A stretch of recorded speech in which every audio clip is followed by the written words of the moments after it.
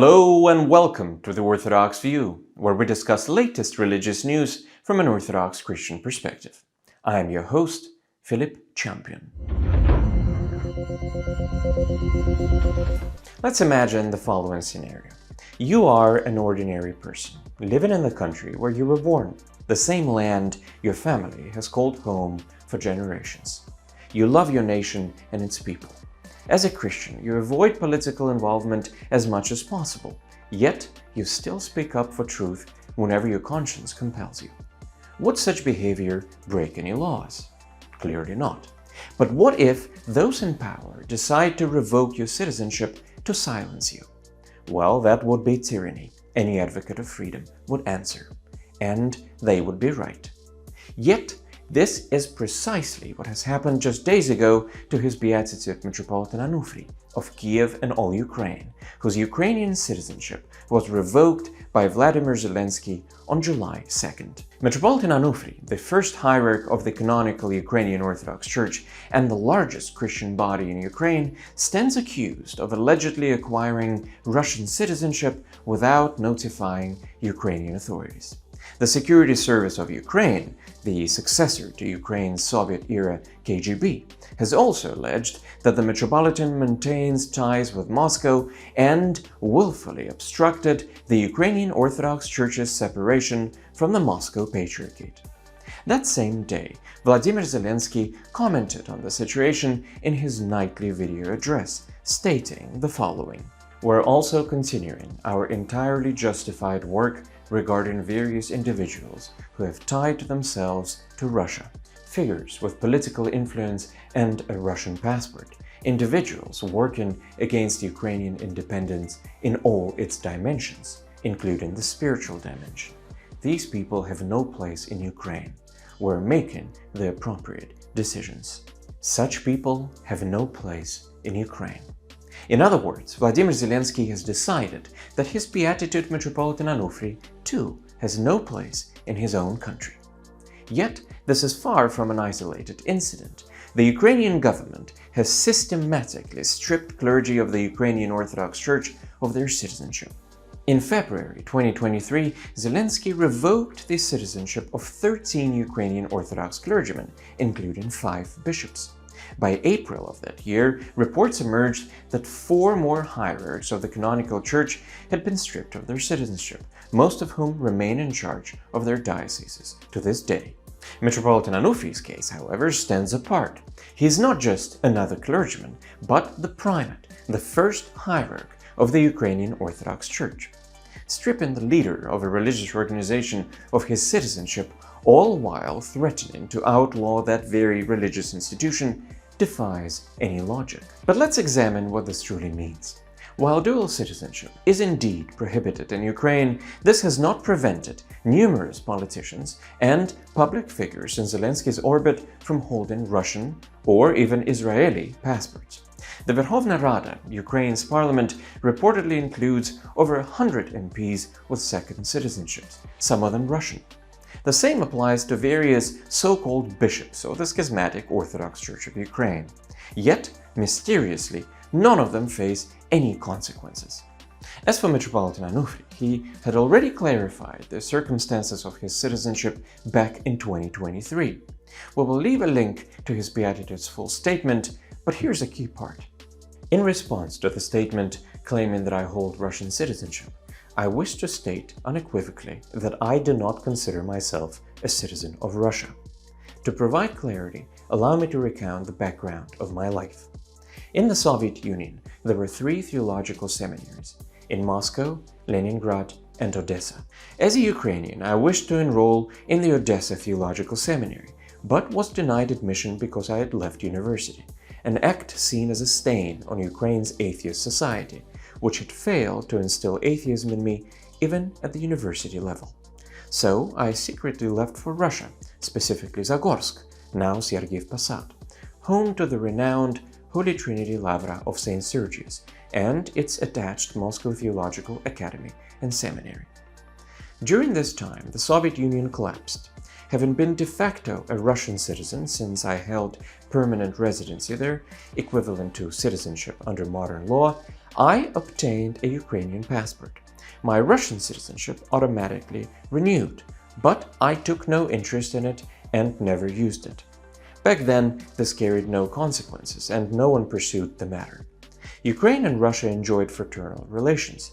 As those relations worsened, especially over the last decade, I renounced my Russian citizenship. I do not possess a Russian passport. I consider myself solely a citizen of Ukraine. Let me reveal the main reason why I used to pay no attention to my Russian citizenship. I, a sinner, spent 18 years at the Holy Trinity Lavra of St. Sergius.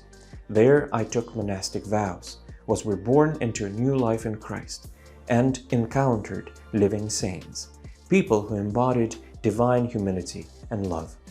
My deepest wish was to end my days among such godly souls. Sadly, the rift between Russia and Ukraine has shattered that hope. Today, I acknowledge no citizenship but that of my homeland, Ukraine. I do not know how politicians view me, but this is how I see myself. I hold no Russian passport.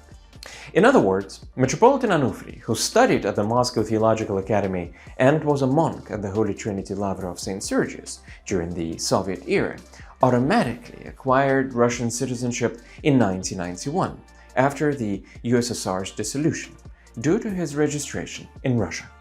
However, he promptly obtained Ukrainian citizenship and never actively maintained his Russian status. This scenario was quite common among former Soviet citizens who found themselves on opposite sides of newly drawn borders, often ending up with multiple passports. Accusing such individuals of betrayal is simply absurd. As for Metropolitan Onufriy, since the conflict in Ukraine began in 2014, he had consistently opposed violence and condemned the war. But why then is he being targeted? The answer is painfully simple.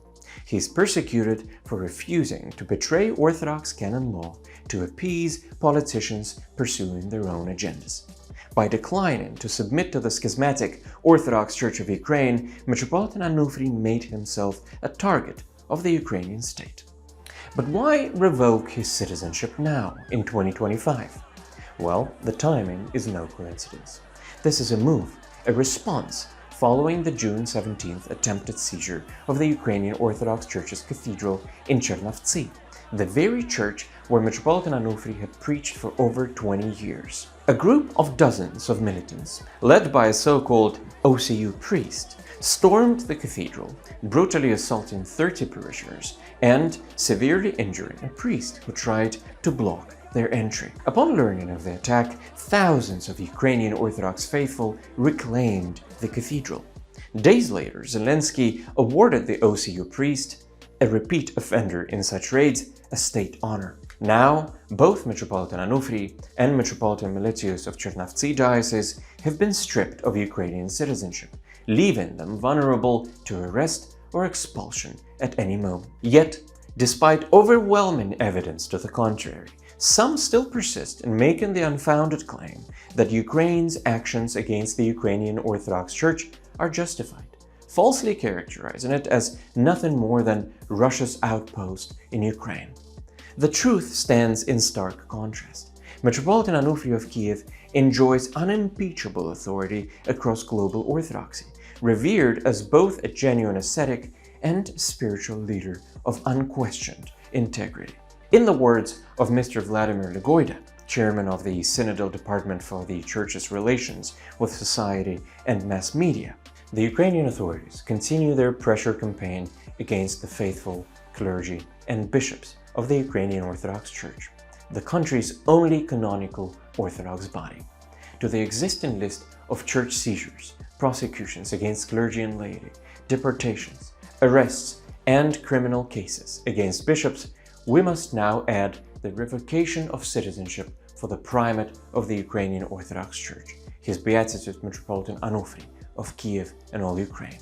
One thing is already clear. Stripping Metropolitan Onufriy of citizenship isn't merely a legal action against a Ukrainian citizen, but a blatant political act targeting the entire multi-million-strong flock of the Ukrainian Orthodox Church. This represents yet another episode in the ongoing persecution against both the Church and the faithful who constitute the majority of Ukraine's population. For those wishing to gain deeper insight into the Ukrainian Orthodox Church's current crisis, I highly recommend watching Tucker Carlson's recent in-depth interviews with renowned international lawyer Robert Amsterdam and Ukrainian deacon Vadim Novinsky. As for us, in these difficult times, we must continue to pray, fervently pray, for His Beatitude Metropolitan Onufriy of Kiev and all Ukraine, for the persecuted Ukrainian Orthodox Church, and for the hastening of a firm and just peace. Meanwhile, that's all for today. Thank you for watching, and see you next time on the Orthodox View.